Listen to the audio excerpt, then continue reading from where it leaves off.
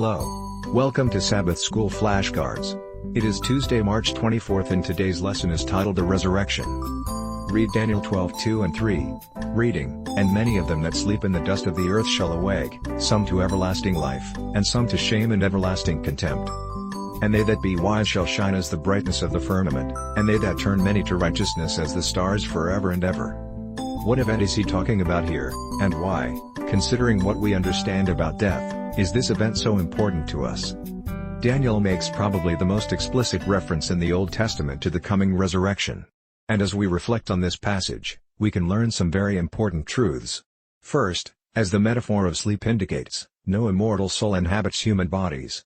Humans are an indivisible unity of body, mind, and spirit. In death, the person ceases to exist and remains unconscious until the resurrection.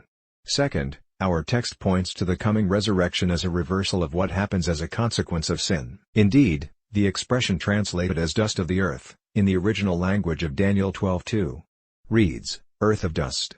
This unusual word sequence points back to Genesis 3:19. The only other biblical passage where the word, earth, precedes the word dust. This implies that the death pronouncement made at Adam's fall will be reversed and death will no longer hold sway. As Paul says, death is swallowed up in victory, referencing 1 Corinthians 15 verse 54. Read Romans 8:18. Reading, "For I reckon that the sufferings of this present time are not worthy to be compared with the glory which shall be revealed in us." And, Hebrews 2 verses 14 and 15. Which reads, "Forasmuch then as the children are partakers of flesh and blood, he also himself likewise took part of the same, that through death he might destroy him that had the power of death, that is, the devil, and deliver them who through fear of death were all their lifetime subject to bondage."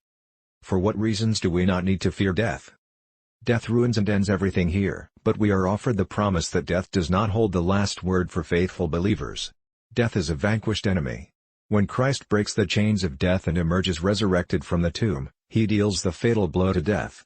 Now we can look beyond the temporary reality of death, to the ultimate reality of the life we receive from God in Christ. Because Michael stands up. See Daniel 12:1, "Those who belong to him will also stand up. They will rise from the earth of dust, to shine like the stars forever and ever." Amid the pains and struggle of life, how can we draw hope and comfort from the promise of the resurrection at the end? Why, in a very real sense, does almost nothing else matter? Be prepared to discuss your answers in class on Sabbath. This is Witness Glenn. Have a great day.